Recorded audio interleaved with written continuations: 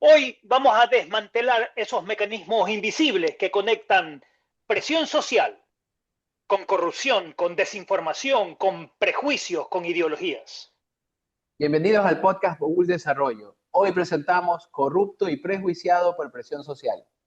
Vamos a tratar de demostrar que la presión social es un atajo más en la forma de tomar decisiones. Desde cómo nos vestimos, qué opinamos o incluso por quién votamos. Hay un factor que constantemente nos empuja sin que lo notemos: la presión social. Tal como plantea Richard Shotton en su libro The Illusion of Choice, gran parte de lo que consideramos elecciones libres son en realidad atajos mentales influenciados por el entorno. Pasa esto, la neurociencia nos ha demostrado, nos recuerda constantemente que el cerebro es fundamentalmente una máquina social. ¿Y a qué me refiero con esto? A que el rechazo social se siente tan fuerte como el rechazo físico. De hecho, el dolor al rechazo social se siente en la misma región del cerebro en donde se siente el dolor físico. Y es que el deseo de pertenecer a una tribu, a una comunidad, a los hinchas de un equipo, es una necesidad biológica, ¿no? Entonces vamos a hablar de la mentalidad del rebaño también. Hoy vamos a hablar de cómo ese deseo de encajar nos puede llevar a la corrupción cotidiana, a decisiones éticamente equivocadas, a validar noticias falsas y a juzgar sin pensar y abrazar prejuicios que simplifican un mundo mucho más complejo. Pero antes de iniciar este nuevo episodio, quiero recordarles que se suscriban a nuestra página web, boguldesarrollo.com, que sigan nuestras plataformas de podcast, Spotify, Apple Podcast y el YouTube para acceder a más contenidos que desvelan el backstage de la mente y el marketing. Aquí empieza el nuevo episodio de Mogul. Un espacio para revelar insights, crear diálogos y descubrir juntos soluciones para el desarrollo del país. Bienvenidos. ¿Qué es presión social? Bueno, la presión social es la influencia ejercida por un grupo de personas sobre un individuo para que cambie sus comportamientos, creencias o actitudes para adaptarse y ser aceptado. A ver, hay mucha literatura sobre la actitud prosocial de los seres humanos, ¿no? Ustedes deben haber escuchado que somos seres sociales. Quiero demostrárselos con un ejercicio. ¿Qué tal si hacemos una vez más el experimento de Ash? Esto es un experimento de 1951 de un estadounidense que se llamaba Ash, que mostró este poder de conformidad dentro de los grupos. ¿Y qué hizo Ash? Imagínense una sala con 8 personas, en donde 8 personas sentadas alrededor de una mesa, 7 son actores, uno es una persona que está en una prueba, a quien se le dice, vamos a hacer una prueba de percepción visual, y muestran en la mesa un papel como este, ¿sí? En donde hay una línea. Y luego le dicen, ok, le muestran un segundo papel donde hay una segunda línea y le dicen a las personas, bueno, dime tú cuál es la línea que se parece. Si alcanzamos a ver, ¿verdad? Y entonces es obvio que la línea C es del mismo tamaño que la línea A. De hecho, si la superpones, claramente se ve en el fondo las otras dos. Para ¿Pero qué? explicar, Andrés, para explicar a quienes no nos están viendo, porque muchos nos escuchan por Spotify o Apple Podcasts, Sí. la línea A tiene una dimensión Y y luego luego, en la otra en un tarjeta. papel, sí, en una tarjeta había una línea con una dimensión y en otra tarjeta había una línea, habían 3 líneas, una con la dimensión exactamente igual a la de la primera tarjeta y otras 2, una más larga, una línea más larga y una línea más corta. Entonces, durante un par de rondas, las 8 personas contestaban, ah, no, la C es exactamente igual a la de la primera tarjeta. Pero luego, y aquí viene el ejercicio, luego se le pidió a los actores que estaban en la mesa que dijeran cualquier otra cosa. Y entonces decían, por ejemplo, que la línea B, que es más larga que la de la primera tarjeta, es que era la que era parecida. ¿Y qué sucedía con la única persona que no respondía a eso y que sabía, porque había respondido anteriormente, que la correcta era otra? Respondía exactamente igual como quienes respondían en la que estaba equivocado. Claro, las otras personas, los cómplices, los actores, trabajaban para el experimentador, ¿no? Entonces, En una tarjeta, una sola línea vertical, en la otra tarjeta, 3 líneas verticales, una de ellas, digamos que la C, igualita a la de la primera tarjeta, y mientras todo el mundo contestaba la C se parece a la primera, estuvo muy bien. Pero cuando alguien contestaba que en la segunda tarjeta una de otro tamaño era parecida a la del primer tamaño, la persona que no estaba dentro del juego, que no era cómplice del análisis, no contestaba la que él creía que era correcta, contestaba lo que todos los demás estaban contestando en esa ronda. Y esto es interesante porque en el 2008 unos investigadores de la Universidad de Leeds fueron más allá y demostraron que solo necesitas un 5% de personas para influir en la decisión de la mayoría. Ese ejemplo que pones se parece mucho si viste Merlí, la serie.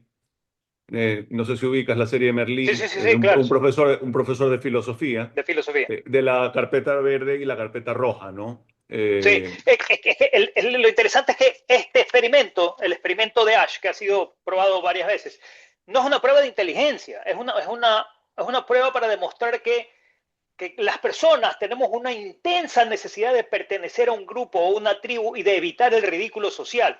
Entonces, cuando era más que evidente que había una línea que sí era parecida, ¿por qué contestaba que la parecida era la equivocada? Porque todos los demás estaban contestando eso y no querías sentirte distinto.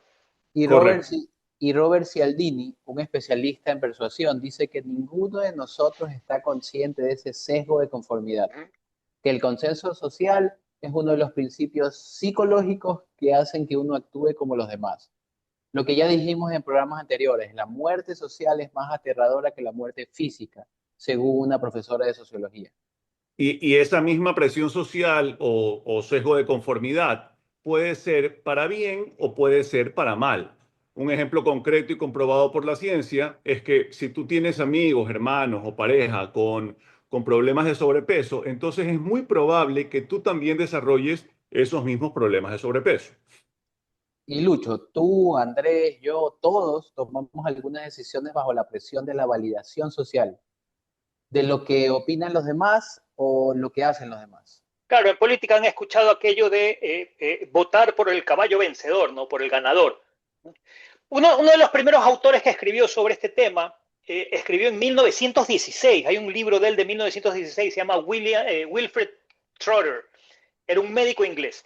Y su obra es Instintos del rebaño en la paz y la guerra. La escribió después de Primera Guerra Mundial. Y en esta obra, Trotter proponía que el instinto gregario de hombres y mujeres es tan primario como el instinto de conservación, el de nutrición o el de reproducción.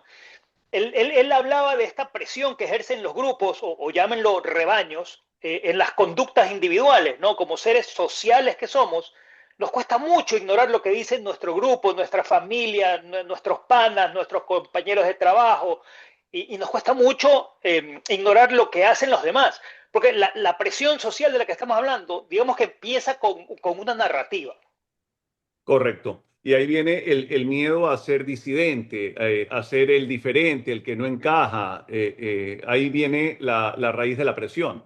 La presión social comienza desde pequeños, ¿no? Nos enseñan que debemos comportarnos para ser aceptados, para ser parte del grupo. Para que sea normal. Muchas de nuestras decisiones se Parecer toman normal. para parecer normal. Muchas de nuestras decisiones también se toman por los atajos de prueba social. Pero la presión social no solo moldea nuestra conducta, sino también forma nuestra percepción de la realidad. Nadie quiere ser el que rompe el consenso. Un estudio de la Universidad de Stanford demostró que el 75% de las personas cambia de opinión si percibe que su grupo piensa diferente, no por convicción, sino por miedo a ser rechazado. Yo les doy un nuevo ejemplo. Si la mayoría de las personas da una coima para agilizar un trámite, ¿qué es lo que va a pasar contigo? Tu cerebro va a recalcular la definición de ilegal de una coima y lo va a considerar lo va a reetiquetar como funcional. ¿Por qué? Porque tu yo ideal es un yo honesto y necesitas una narrativa coherente, una narrativa interna coherente. Además, si el grupo al que aspiras pertenecer, digamos que normaliza pequeñas faltas éticas, llamémoslas vivezas criollas, entonces esas faltas se integran fácilmente a la cultura. Claro, ahí es cuando empezamos a romantizar con el calificativo de hay que ser vivo en esta vida, ¿no? Acciones como pasarse una fila, dar una coima para no ser multado, dar el cariñito para que el trámite se mueva con mayor velocidad. Cuando hablamos de corrupción, solemos pensar en políticos, sobornos y contratos turbios y bastante jugosos, pero pocas veces miramos más cerca la corrupción cotidiana, esa que se infiltra en las pequeñas decisiones que se toman todos los días. La corrupción no empieza con grandes sobornos, sino con pequeñas acciones reñidas con la moral. Y ahí se llama normalización del desvío. Si todos lo hacen, entonces yo también puedo hacerlo. Y Lucho, ese es el instinto de manada operando, porque la corrupción no empieza solo en un ministerio, empieza en una excusa, en ese pensamiento de no pasa si lo hago solo una vez. Y esa es la raíz del problema. Creemos que la corrupción es un hecho aislado, cuando en realidad se ha convertido en una cultura y una forma de justificar lo injustificable. Hay un texto del 2024, Corruption and Social Norms, Corrupción y Normas Sociales, en donde los autores proponen que la corrupción en realidad es resultado de dinámicas grupales y de redes informales, porque la presión social y el deseo de pertenencia a esos grupos o redes pueden superar la disuasión de una ley. La neurociencia nos dice que seguir al grupo reduce la carga cognitiva, esta tarea de pensar en algo, ¿no? Si haces lo que hacen los demás, está todo bien y el riesgo de ser penalizado por los demás miembros de la tribu se reduce. Llevemos ese ejemplo a los ambientes laborables. También. El deseo de no romper el consenso se vuelve un motor. Charles Duhigg analiza en los supercomunicadores que no solo transmiten información, sino que también moldean su entorno social. En un grupo corrupto, el supercomunicador es quien justifica la trampa como estrategia o ser vivo, convirtiendo la corrupción en una norma cultural amplificada.